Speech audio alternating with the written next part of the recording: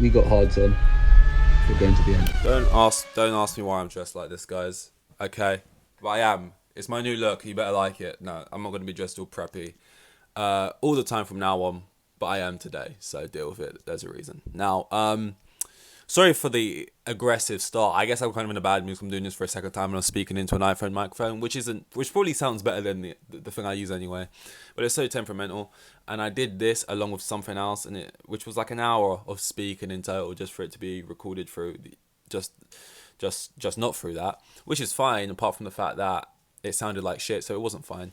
So I was gonna leave it and be like, you know what, we just won't talk about the fact that Liam Lawson got dropped after two races and Yuki Tsunoda is taking his place. We'll just leave it. We'll just leave it, and we'll just like briefly cover it up when I talk about Suzuka, for that race review and all that. But then I thought, no, even though you're about 7 years late to this breaking news, the news shattered months ago and got swept up. But here we are reporting it slow sports news style. But you know, I thought it's less that it's needed. It's more the principle for my own work ethic's sake. You can't just give up. You got to keep going. You got to do it again. And a part of me was like, do I just upload it the original? No, you don't. You record it again. Now that was a day or two ago, so it did take me a while to get back on that horse, but I'm back on it, and I'm here to talk about what I think about the whole thing and kind of have a little bit of a prediction for the Japanese Grand Prix. In terms of, I guess we should go in order of the news and then the Grand Prix and how that news affects the Grand Prix, because I really don't know. I'm going to kind of be sitting on the fence the entire time, so that's just a spoiler. I'm not going to make any big swings here, but in terms of if it's fair or not, I mean, I don't know. Fairness kind of feels like a irrelevant point, kind of, when you're talking about a lot of this stuff, because it's all like, what even is fair when you're talking about Formula One? When there's people driving in the sport because their dad pays for them to be in here, because their dad owns the team, because they bring in sponsors, because of all sorts of reasons, right? There's probably worse reasons than that. I'm just not thinking of worse reasons than that. Um, you know, I mean, at the time when Nick De Vries lost his seat after like 10 races or whatever it was, I thought that was a bit harsh and unfair. Seeing Doohan going into the new season, knowing he's only really going to get like 4 or 5 races, and Colapinto is breathing down his neck, waiting in the wings. Seeing all of these like penalty points, what they even called, all the points on his license basically for crashing into people in these races, and he's licking his lips. That feels a bit unfair. Loads of things are unfair. The sport is not fair. We've seen that clearly. And this, in a way, for a lot of people, maybe even for me at the time, felt like a new low. Lawson only getting 2 races to prove himself. Yeah, he was dead last in both of them. Obviously, on paper, it doesn't make sense. You come out in interviews talking about how you back him, you pick him over Yuki. You like what you saw, even after he was overtaking your second driver at the time in Perez and giving the middle finger and stuff. You liked that. We did this whole thing about it. You act like you're going to put your arm around him, look after him, protect him. You had 2 young drivers in there already that you didn't kill the careers of. They had the mentality and ability to be able to bounce back after, but Pierre Gasly, Alex Albon, both who have proven to be good drivers, and were lambs to slaughter in that second Red Bull. Not giving any of these people from your academy sort of the kind of protection you'd think they should have from the team that's meant to be looking after them. Then you put in the young Kiwi, and you slit his throat after 2 races. Did you think he was ready or not? If you believe in someone and you genuinely believe in their ability to put him in that seat, and put him in that seat over Yuki, who's been here longer and you've seen more of, and you want to put him in there and you genuinely believe that, and it's not like a PR thing, it's not like a whatever, the pure reason was pace and belief and long term, then of course, yeah, it's not fair and it's stupid to then have your mind changed after 2 races. How flip-flop can your opinions be? Why would your opinions ever matter? Why would any decision you make matter when it can be completely changed within 2 races? It's insanity. But at the same time, when like shocking, unfair things happen all the time in a shocking, unfair sport, Is it that shocking? Is it that unfair? Is it that nil of a low? Or is it a low that will probably be beaten by even newer, lower low? You know, in a week from now, when Yuki Tsunoda finishes last and Lawson wins the Grand Prix and they switch it back again, you wouldn't even put it past them if something ridiculous like that happened. But they're so flip-flop. I think they're a team who's just obviously a really good team.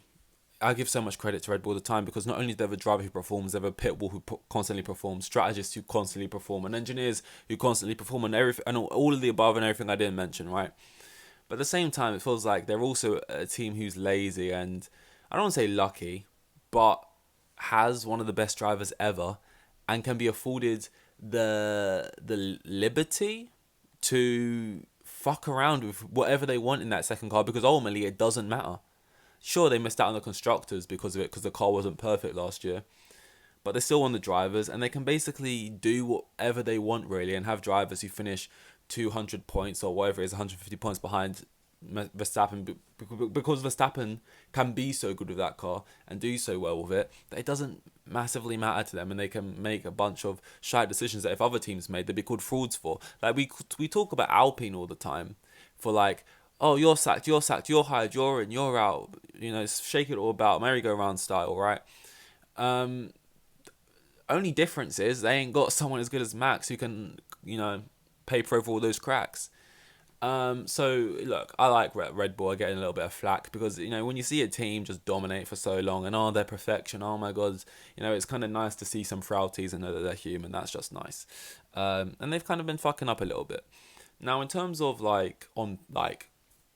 is it the right or wrong decision in terms of just straight up ability? I like Lawson a lot and I was happy that he got the seat, but I do have to also say that did he deserve it over Yuki?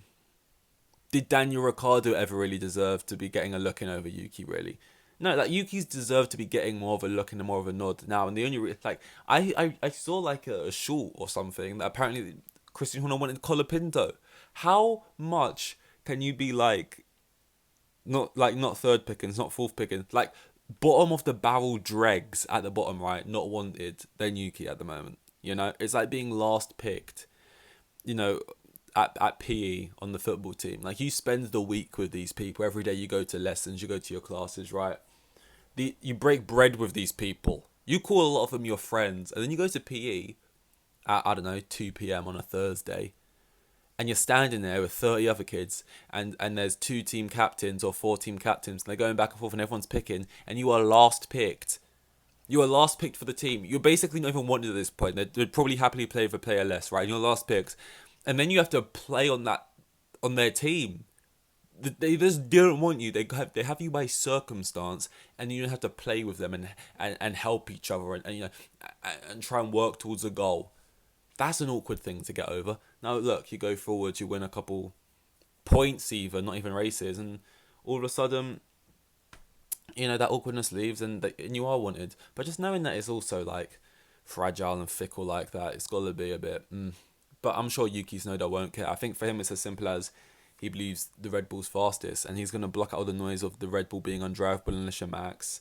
And look, for all we know, he has a similar style to Max and he really excels in the car. And that's why it's tricky. No clue. All of the talk about, he's done really well in testing before. What the fuck does testing mean, by the way? When they brought Daniel in at Silverstone, oh my God, he would have put it on pole that weekend. That clearly didn't matter. Liam Lawson, wow, he's only 2 tenths off Max after not being in a car for 15 months, whatever it was. P20, P20, basically. Yuki apparently I don't even know what any of it means. I don't think we're going to be in a world where it's like, say Lawson out qualifies and gets points and Yuki doesn't at Japan. Now what does that mean? That is possible, sure. But I also think both drivers, Lawson back now in the V-Carb, and Yuki in the Red Bull will both get out of Q1. I do believe that.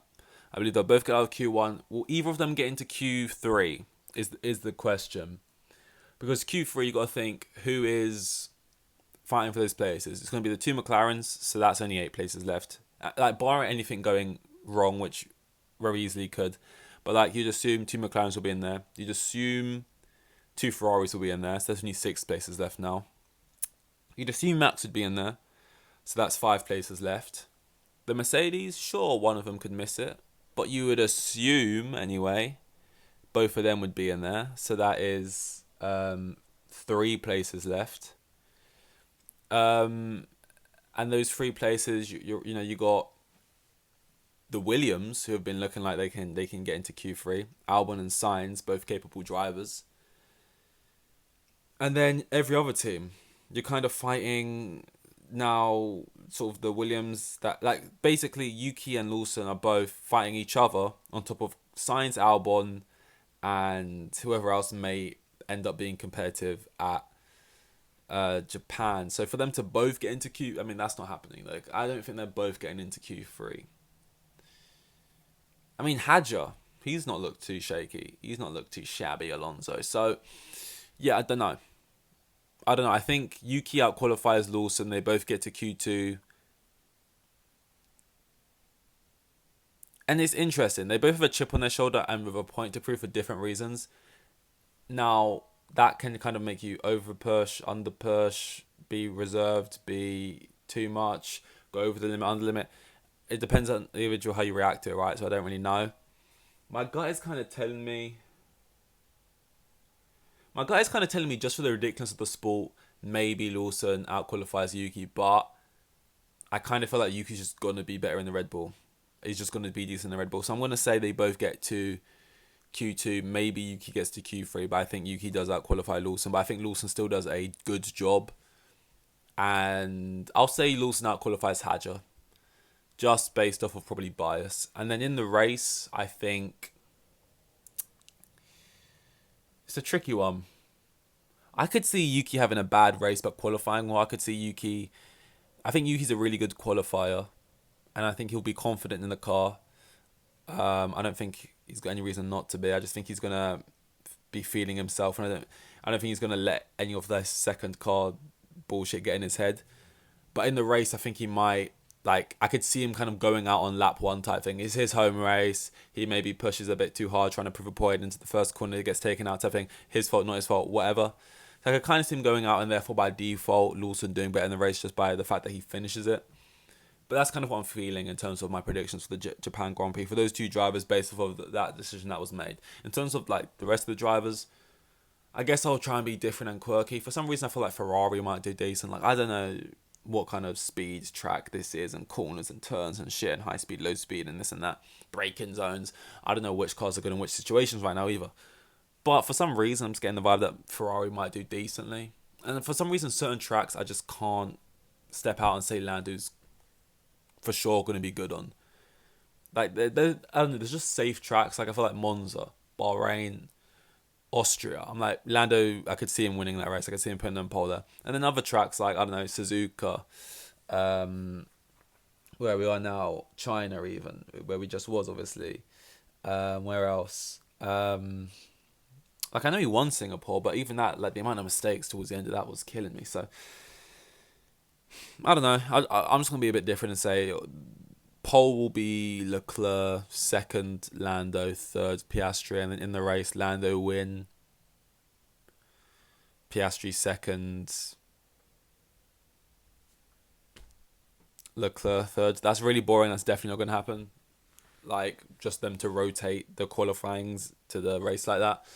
But yeah, I mean, to be honest though, honestly, at this point in the season, I just need Lando. I don't care where he qualifies, don't care where he finishes. I just need him to be finishing and qualifying above Piastri. We need to get to the 5th race, 6th race, 7th race and be considerably ahead of Piastri to get that priority, to make sure the biggest rivals are rivals of a different team, because that's a little bit more manageable. Piastri scares the shit out of me. I like your Piastri. I have to say this every time, but I love Lando.